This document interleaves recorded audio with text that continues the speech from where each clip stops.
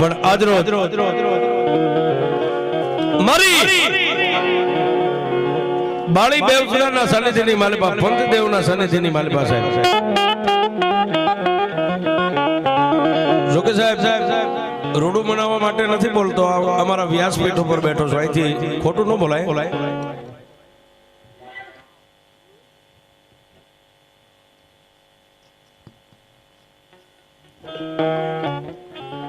આજે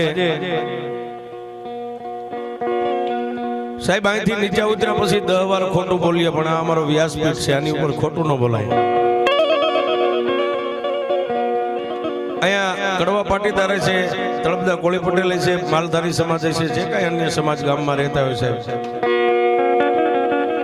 જોકે તો અમે તો માં ભગવતી પંથદેવ અને માં ભગવતી ને મારા ગુરુ મહારાજની કૃપાથી લગભગ ગુજરાતનો ખૂણો કોઈ બાકી નથી રહ્યો સાહેબ કે જ્યાં અમારો પ્રોગ્રામ ન થયો.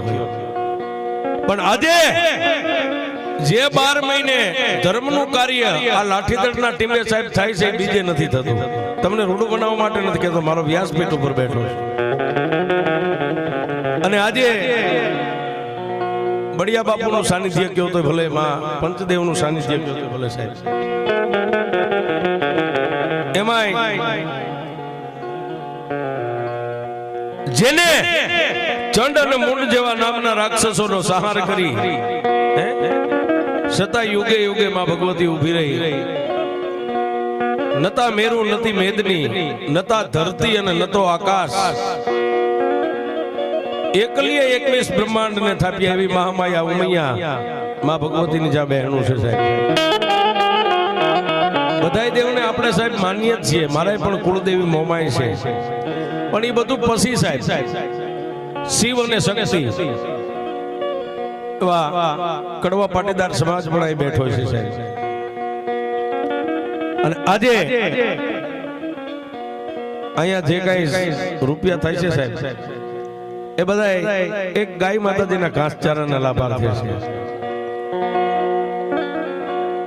પણ જેને કોઈ નો કરે એવું માં ભગવતી બેસરાજી કરે સાહેબ.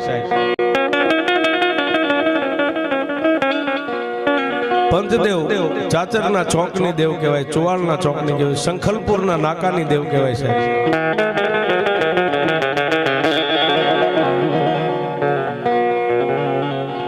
એવી માં કે જેને ઘોડીનો ઘોડો બનાવ્યો, નારીનો નર બનાવ્યો, એ કેમ થયું છે સાહેબ? એટલે મેં કીધું ને માં ભગવતી બહુચર કરે એવું કોઈ નો કરે સાહેબ. અને દુનિયાની માલિપા કોઈ નો હાંચવે, એને મારી ભગવતી બેચરાજી હાંચવે, માં ભગવતી બહુચર હાંચવે છે. જગતની માલિપા નહીં નર નહીં નારી, આવા દુનિયાની માલિપા ઘણા માં ભગવતીના ભુવા ભક્તો થઈ ગયા. નહીં નર નહીં નારી, દુનિયાની માલિપા એને કોઈ નો હાંચવે, એની મારી ભગવતી બાળી બહુચર હાંચવે સાહેબ. ગુજરાત સરકાર એની પાસે ટૂંકી પડે, એને કોઈની પરવાનગી ન લેવી પડે. માં ભગવતી બહુચરના મઠની માલિપા ગયા, એના મઠમાં ગયા ને એનું મુંડન થઈ ગયું, માથે ઓઢણી લાગી ગઈ, પછી સાહેબ મોદી સાહેબ ટૂંકા પડે, એની પાસે કોઈનો ન હાલે.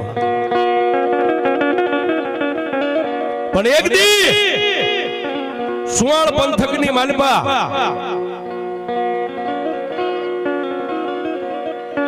ત્રંબાવટી નગરી, આગળના યુગની સાહેબ વાત છે, અત્યારે તો એ રજવાડા બધા દટનસો પટન થઈ ગયા છે. ત્રંબાવટી નગરી રૂપસંગ રાજા, જેના ઘરે એકની એક દીકરી છે સાહેબ. સંતાનમાં દીકરો બીજું નથી, દીકરી કોઈ કાંઈ છે નહીં, એક જ દીકરી ખાલી.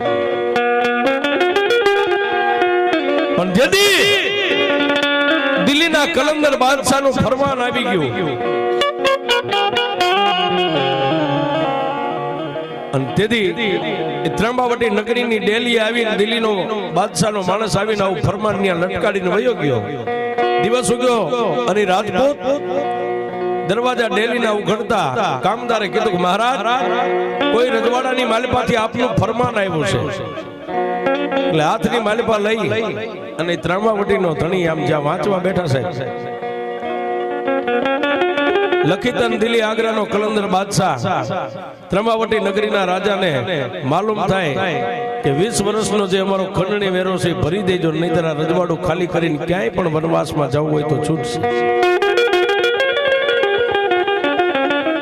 પણ બાપ દુનિયાની માલિકા સાહેબ ગમે એવો મોરલો હોય ને તો પીછાથી રળિયામણો લાગે, એમ રાજા ગમે એવો હોય તો પોતાની રયતથી રૂડો લાગે.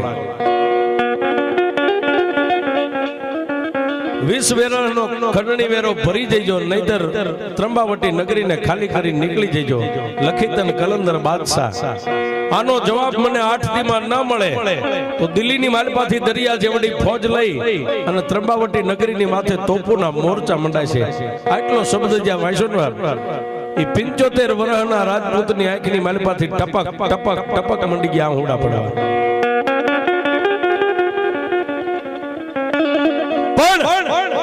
એક બાજુ રાજપૂત રોવે છે, આંખની માલપાથી આહુડું છૂટે અને દિલ્હીના બાદશાહે જે પત્ર મેકલ્યો એ પત્રની માથે જઈને આહુડું આમ ઠેરાઈ જાય. ઉપર એકના એક જે દીકરી હતા તેજલબા, એ માંડ મેળીના ઝરૂખેથી જોવે છે કે આજ મારો બુઢો બાપ 75 વર્ષની ઉંમરે રોવા બેઠો શું હોય છે.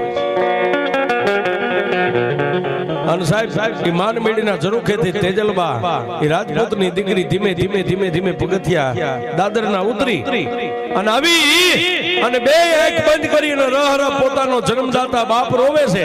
હાથની માલપા પત્ર હતો, એ પત્રને આમ ખેંચી લીધો. એટલે બુઢા રાજપૂતે આમ જોયું. ત્યારે તેજલબા એ રાજપૂતની દીકરીએ બુઢા બાપના ખંભે હાથ મેકીને એટલું કીધું કે આપા રોવાનું કારણ શું છે. અને તેજલબા દીકરીએ એટલું કીધું કે આપા રોવાનું કારણ શું છે. તેથી બુઢા રાજપૂતે એટલું કીધું કે બેટા કાઈ નહીં, આમાં તું ન જાય. પણ સાહેબ એક હાથ બાપના ખંભે ને એક હાથ આમ પત્રની આમ નજર કરી ધડ ધડ ધડ ધડ શબ્દ વાંચી અને તેજલબા દીકરીએ પત્રને આમ હાથમાં હકેલી લીધો.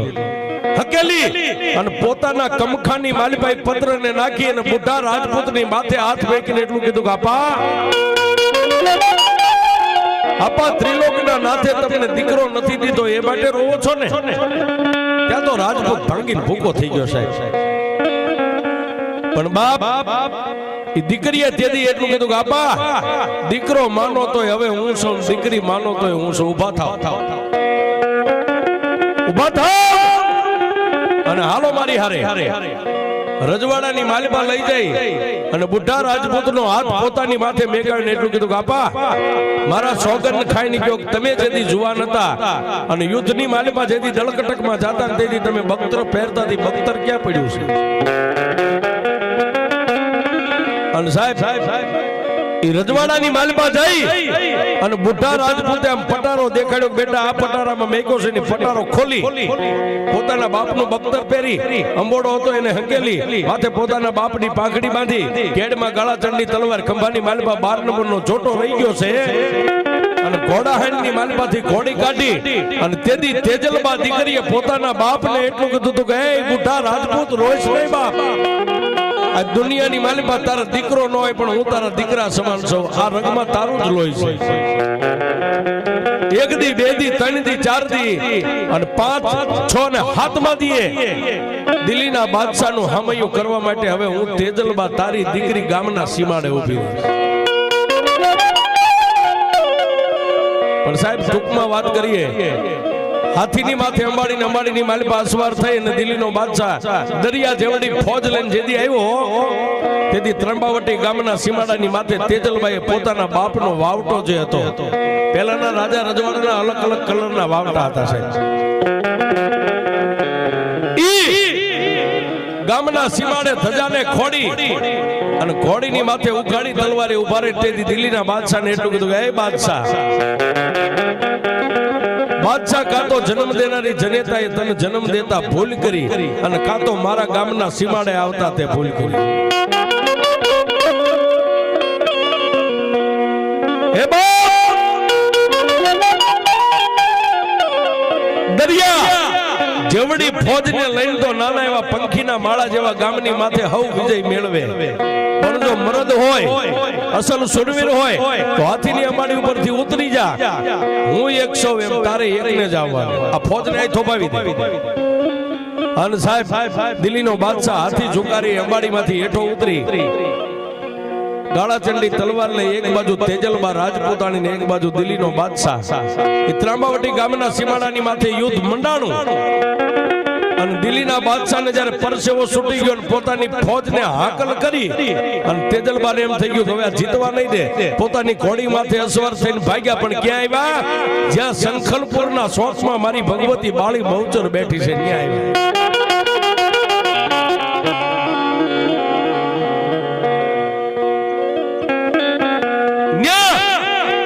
સંખલપુરના પાથરની માલિપા આવ્યા, તળાવ ભરેલું છે, અને કોઈ નો કરે એવું ભગવતી કરે. બાપ સમય આવે ત્યારે ભગવતી મળે. દરરોજ તમે પોકાર કરો, દરરોજ માં નો આવે, પણ સમય આવે ત્યારે આવે. એક બાજુ દરિયા જેવડી ફોજ પાછળ છે, અને એક બાજુ તેજલબા દીકરી અશ્વને લઈ અને સંખલપુરના તળાવની પાળ ચડીને ત્યારે મારી ભગવતી બહુચરે એક લીલા કરી.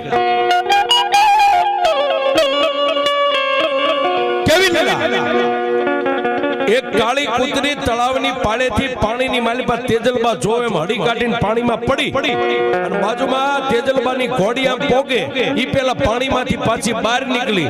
પડી ત્યારે કૂતરી હતી, પાણીમાંથી બહાર નીકળી ત્યારે કૂતરો થઈ ગયો. સાહેબ આમાં ભગવતી બહુચર શું કરે એ વાત કરું છું.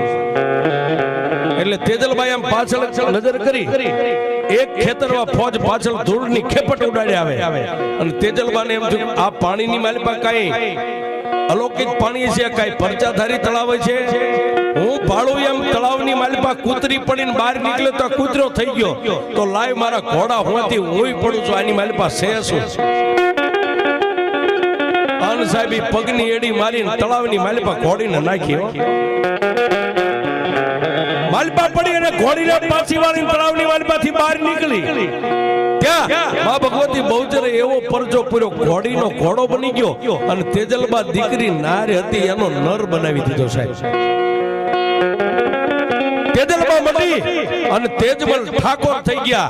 મોઢાની માથે પૂળો પૂળો મૂછું, હવા વેદનું તાલકું જેનું તેજ કરે, અને પછી ત્યાંથી ઘોડીને પાછી વાળી, અને દરિયા જેવડી ફોજની સામે ઘોડીને હાકી. પણ કેવી હાકી?